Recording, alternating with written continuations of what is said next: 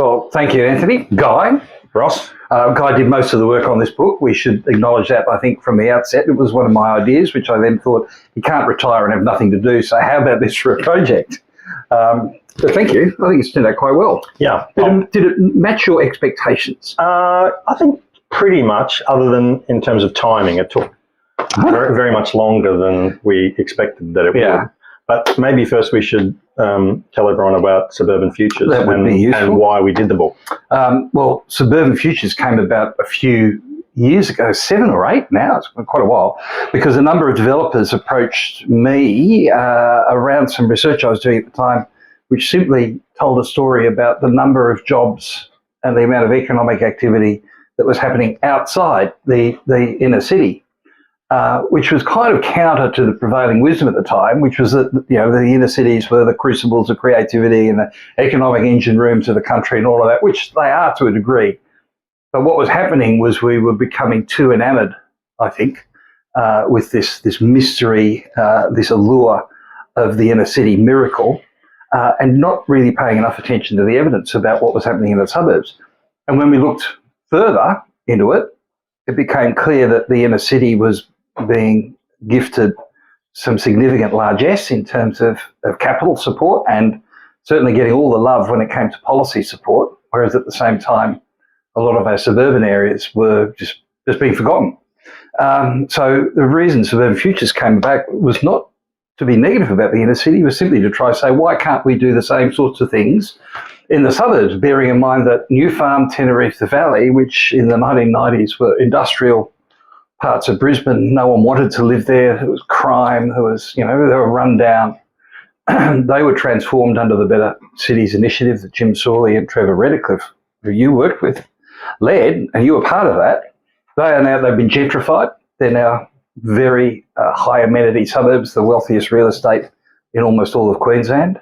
But the lessons about how to go about that process of urban improvement should apply equally to suburban areas as they do to urban areas. So that's why we were set up. And then it wasn't very popular to begin with, because at the time there was also, I guess, a anti-suburban zeitgeist, for want of a better word. The suburbs were places where fat people slurped on sugary drinks and, were poorly educated and loved their cars. And, it was really very disparaging. So we were out championing opportunities for suburbia at a time it was very unpopular. And then along came COVID, and all of a sudden people, I think, rediscovered the suburbs, and that made life a little bit easier for us. And this book was one of many projects we've done since we started, but it was filling in a hole, I think, in publishing. There were very, very, very few works that actually looked at the suburbs where 90% of people live, work and play. So, yeah, that's the potted history of it all. Yeah, and I think if there's a sort of consistent theme with what we've been doing, it's that there is often a misalignment between planning policy or prevailing planning wisdom and what appears to us to be the realities on the ground in terms of consumer preference or construction economics or the forces of population growth and change and economic restructuring, which are sort of constant and have to be dealt with and have been dealt with very well in the inner city. If you look at, the port moved from the wharves of Tenerife down to the Fisherman's Island, and you've had all of the other economic restructuring occurring in service industries that are visible in the physical patterns in the inner city. But the same strong forces of population growth and change and economic restructuring have sort of, we've neglected to consider what impacts they're having on the suburbs. And I mean, COVID was in a way a great shock to the planning system, because it has made everybody realise that there's a whole world going on out in the suburbs. They're not the bland, homogeneous, landscapes that they're often presented to be in popular media and academia. And a lot of conventional planning ideology is about breaking down the suburbs as a dormitory and retrofitting the suburbs as places of higher density and some model of urban growth that a lot of the people in those suburbs aren't interested in. So you've then got a complete clash of cultures between those who are designing the, if you like, the inner city environment and trying to apply that thinking to the suburbs. Well, it's just not the case. I was just talking to radio Brisbane ABC this morning about transport stuff. I made the point that the people who are living in suburbs like Yarrabilba or North Lakes, or who will be living in Caboolture West, the point was made to me, oh, well, they don't have public transport and they need it the most. And I thought, well, they don't really need it the most because they're not trying to get to the city. That's not where they work. Otherwise, you wouldn't live there. Like, I mean, it's not that hard to work out. But one of the challenges, and hopefully this book starts to address it too, is that there's so much mythology built around this whole notion of how our cities work. And one of the biggest prevailing myths is that all those people who live at the Yarrabilbas, the North Lakes or the Springfields, that's their second choice. If they could live closer to town, they would, if only they could. Whereas in fact, they're not interested. You know, they have jobs in Brendale, Strathpine, or Acacia Ridge, Rocklea, or here in the Bayside, or west of Ipswich. And so the logical person would live closer to where their jobs are and where schools and hospitals are, and they'll choose the form of transport, the most logical, convenient, on-demand, always available form, which at the moment is the car, to get them around those places. So the book hopefully touched on some of that mythology, but I think one thing that was really interesting to me was how much in common we have, particularly with some of the overseas markets. And that Canadian chapter, I was just reminded, it's like we all went to the same conference at some stage of history, and we all came away with the same prescription, and we've got the same outcome. You know, unaffordable housing, a lot of congestion, a battle over sprawl. It's the growth of cities. We have tried to inject sort of some international context, and there's several chapters written by American or Canadian contributors. But I think one of the useful things about the book is, I think for the first time ever, it's actually undertaken or attempted a comprehensive analysis of residential development and planning across the whole of Australia. So we deal with each jurisdiction in Australia. Every state and territory has a chapter. Northern Territory got a chapter, ACT got a chapter, Tasmania got a chapter. In fact, some of our reviews have said that they're three of the more interesting chapters that we've done. But in addition to that comprehensive analysis of development, urban development across Australia, we have attempted a historical analysis too, to show how we got to where we are. So there's a great chapter by Professor Robert Freestone, who's probably the preeminent expert on Australian urban history, or the history of urban planning in Australia. So he contributed a chapter about how we got to where we are now, and there are other chapters that deal with sort of the current state of development in Australia. So looking at the prospects for new cities. Why has the decentralisation movement always seemed to have failed in Australia? Peter Seaman's got a good angle on that, particularly in respect to Melbourne. And the other thing too, I think, with the Australian authors, there was no effort to curate or to lead or to guide their contributions. We simply said, we would like you to submit a chapter on urban development, particularly suburban development in your part of the world as you see it. So we have views now, I think, that span the whole spectrum, politically and ideologically. And I think it's up for the reader to then make their own assessment. And that's, I think that's a better way, because sometimes you can read some texts on this and there's very clearly an agenda behind it. We've tried to avoid that entirely, which I think is refreshing. Yeah, and we've got a broad range of views from not only academics but also planning practitioners, both from government and consulting, and also industry experts as well. So I think it's a pretty broad range of views that you can get from the book. It's surprising that when you leave people to their own, leave them to themselves to write the history as they see it, there's not a lot of commonality, though. You would think that the way Australian cities have developed, there would be some very consistent views retrospectively about what happened and why. But was it Jason Byrne who wrote the Tasmanian chapter? Would be completely different to the chapters that have been written on, say, Victoria or Peter Seaman's take on Melbourne. But interesting, everyone has arrived at the same set of key challenges facing Australian cities, which all relate to housing affordability because of low vacancy rates, high rental costs across the country. Issues of sustainability in terms of dealing with climate change. And resilience, and also the shock of COVID-19 and transport, future of the CBDs, all the rest of it. How to get a better balance between private car use and public transport and active transport. Yeah, the irony, I think, now is you look at the prevailing view of future urban growth, which includes the role of the suburbs. And there's clear, this is almost a highly repeated legislative pattern right across the country.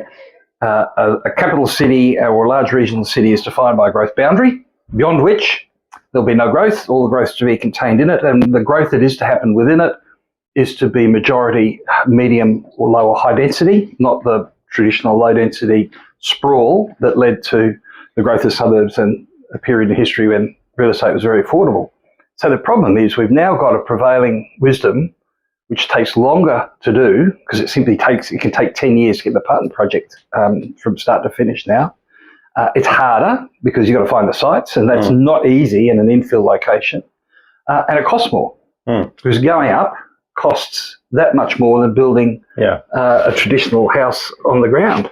And so we've created this, we've done this to ourselves, and now here we are asking ourselves, well, how did this happen? But the oddity is that Australia for a very long period of time had a reputation internationally of being one of the best places in the world at doing suburbs. We did really good suburbs. Hugh Stratton in his book Ideas for Australian Cities actually commented on how good suburbs have been as incubators for middle class stability and wealth creation through home ownership, often subsidised by the government and often with large amounts of government housing being constructed. It's a great point because it's also very unfair to label them as places of low culture or poor education or rest. If you look back at our literary history, for example, whether it's My Brother Jack or Over the Top with Jim or Trent Dalton's book, which took my tongue, set in Brisbane, in Inala. Help me out, someone. Boy Swallows Universe. Boy Swallows Universe. God, how could I forget? Oh, dear. Which then becomes a world, Netflix series. And then there was The Castle in terms of movies, So a lot of TV shows like Neighbours. Neighbours, set in the suburbs. So this is a lot of our cultural and literary history is set in the suburbs. And yet at some point we turned our back and said, no, that's all second rate or third rate. I'm reminded of Hillary Clinton and her comment on deplorables. I mean, that seems to be where the suburb people live, and we who live in the Emerald City are far more educated and we know better. So I don't know how that happened or why, but it's a real shame because I think there's still a great opportunity in a lot of those suburbs. That if we invest in them, which becomes the point, if we stop pouring all of the capital and all of the policy attention and love into the inner city, and we say that places like Cleveland, as we are here today, or Springwood or Logan or Caboolture, for example, and many Ipswich, if we invest capital and policy in those places and we support social infrastructure, schools and hospitals, and we support creative industries in places like that, then we just become a richer city for it. Well, 30 years ago, when the first regional plans were being developed for South East Queensland, there was this view that development will inevitably go north and south along the coast. The 200-mile city. And there was no way to get development west. But in fact, what projects like Springfield and the Ripley Valley have done is show that if you put lifestyle infrastructure out there, if you put good transport connections out there, and particularly if you can encourage the growth of higher order tertiary services jobs, whether they're in health and education and so forth, that will actually attract people. And you look at the growth of Springfield and Ripley Valley over the last 15 years, it's been amazing. And there's actually a high level of containment job-wise in those centres. I mean, they might not all be within the Springfield boundary, but they're not far from it. So Jimboomba's accessible, Greenbank is accessible, Amberley, and all of the industries out that way, and Ipswich CBD. So we've got all of those drivers if you allow the thing to happen. But it's like, I don't know, I wonder how we're going to be in another 20 years' time if we don't change these sort of major policy settings about containing outward growth, preferring high to medium density housing over traditional lower density. Everyone has a home and a backyard sort of thing.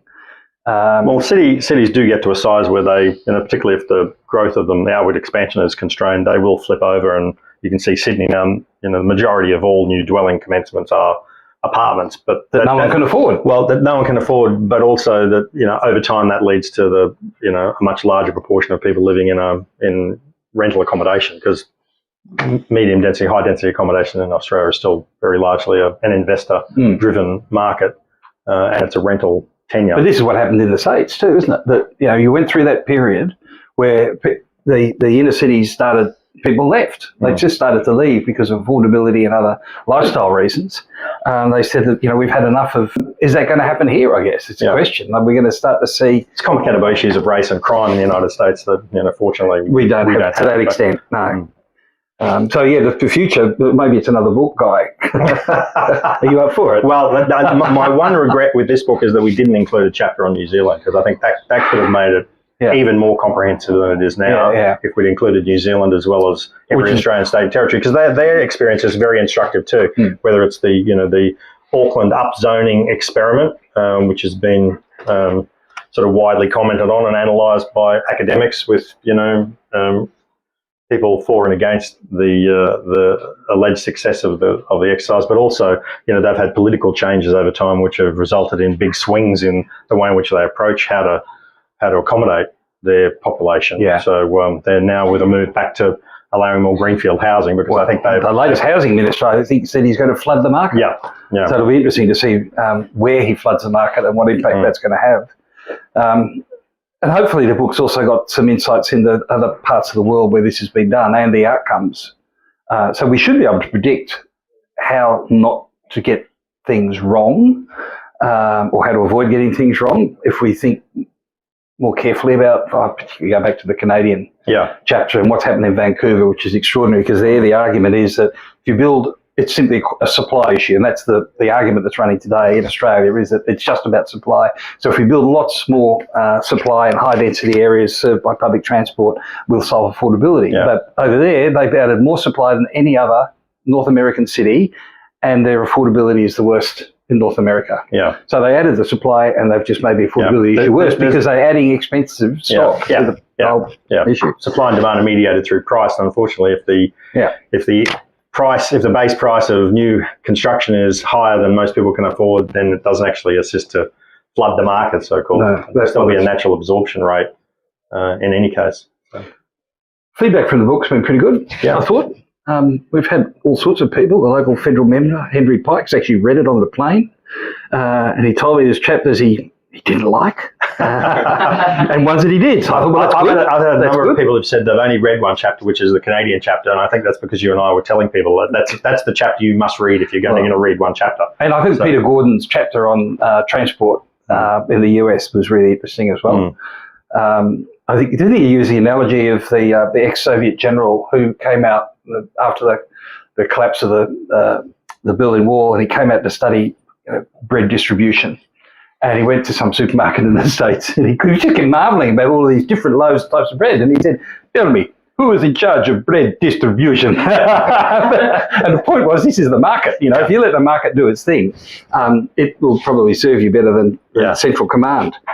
So Peter's probably at that end of the spectrum, and then there's others at the left. So anyone who reads it will find, I think, things in there that they'll agree with, and heads will be nodding, and other things their heads will be shaking. But that's as it should be. Well, we are up for a Planning Institute of Australia award too, so we'll see how we go with that in the research category. So I think as a piece of research, it's unique, and then it's drawn together so many different views about so many different aspects of suburban development. And it's a thing you can read in no particular order. It's not sequential. No, you can start at the last chapter. To do that. You can dip in and out, just reading the chapters that are of interest. Or you can read it as a narrative from start to finish, and there's a story to be told there. Exactly. So, well, and good luck on Friday night then for the award. That'll be, I don't know, were we up against any competition? I really don't know what the competition is. but there's never, let's hope we're in the category of one in the research category, yes. Have you got the prepared speech? Well, good luck with that. Hope it goes well. Thank you, Anthony. Well, I think we'll end the formal part of it now, and so we. Good, we give crap on, can't we? Oh, it's great. You guys, we had people